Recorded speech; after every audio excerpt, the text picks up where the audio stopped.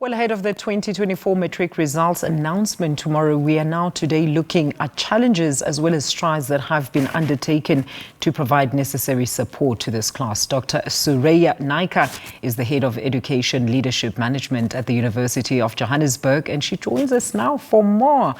Thank you so much, Doctor, for your time. Compliments and welcome. So let's first look at the class of 2024 challenges. I mean, the COVID-19 pandemic pretty much changed the way of teaching and learning. But have we been able to then catch up and make up for lost time in the classroom 4 years on?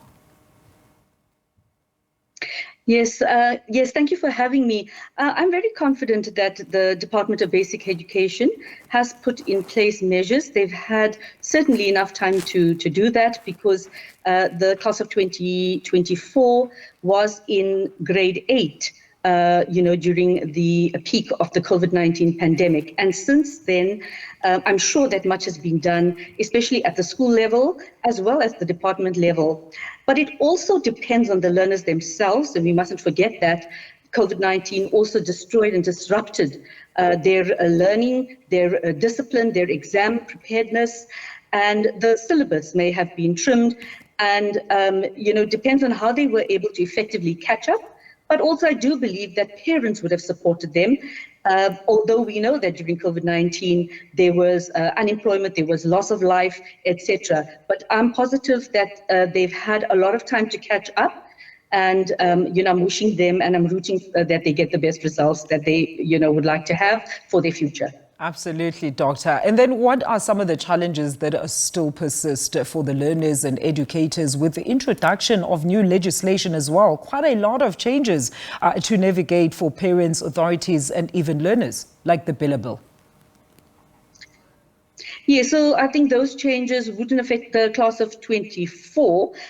Those changes that are positive would then come in, for the future, and hopefully to, upgrade the or improve the education system. But I think the current challenges that we mustn't miss are also the systemic problems that exist because education occurs in a context. And as we've seen, there are social ills, there are societal issues. We know that teenage pregnancy is also one of those issues that we're dealing with. So while schools and students are trying their best with their education, we also need to look around us in a very broad way, not narrow-minded, and see what are some of the external factors outside the school that is now hindering learners from performing at their best. Absolutely. So those challenges still persist. There's also a great deal of poverty, and we want to see as to how students are performing, especially those in the disadvantaged areas.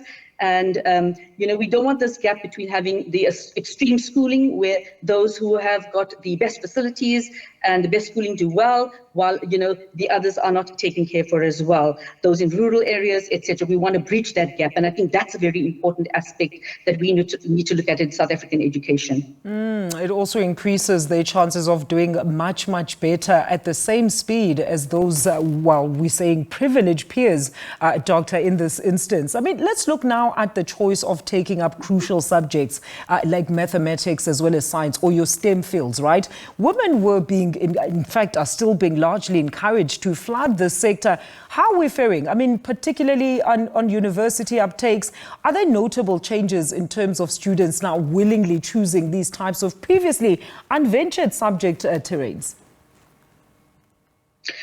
Yes, a very interesting question. And I think we must look at stats there. And I think we do have some work to do because I do believe that, not enough students are taking maths, core maths, not a maths literacy, as well as physical science. I think maths and science for the future of education is very important for all learners, and would like to see more of the learners taking it.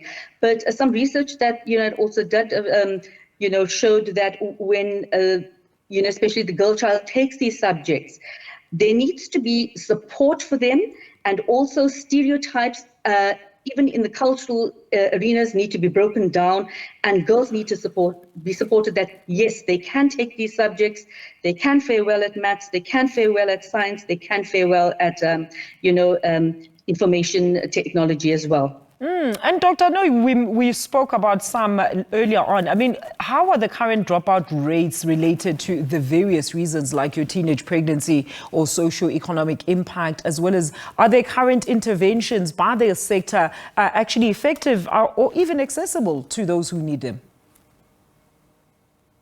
Yes, I do believe that the dropout rate has decreased, but I do believe that, and also the laws are on the learner side in terms of teenage pregnancy, etc., just to encourage our learners that, you should go back to school, you can still do your schooling, but I think that learners really need to get into grip with this issue of teenage pregnancy, because we don't want learners to enter a situation and then have to deal with that and come out of that.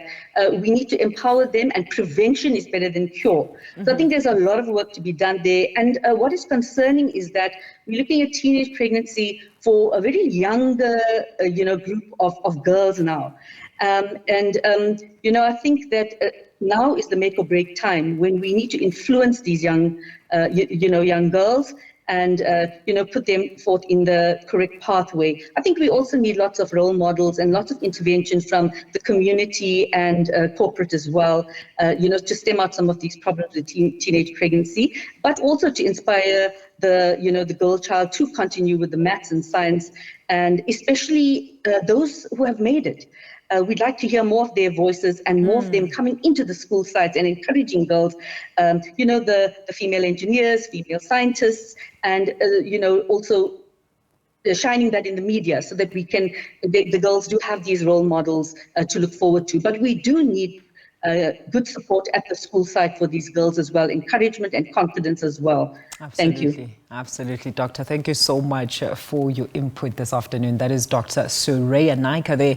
She's an Education Leadership Management Head at the University of Johannesburg. Let's take a quick ad break. I'll be back in a short while with more news.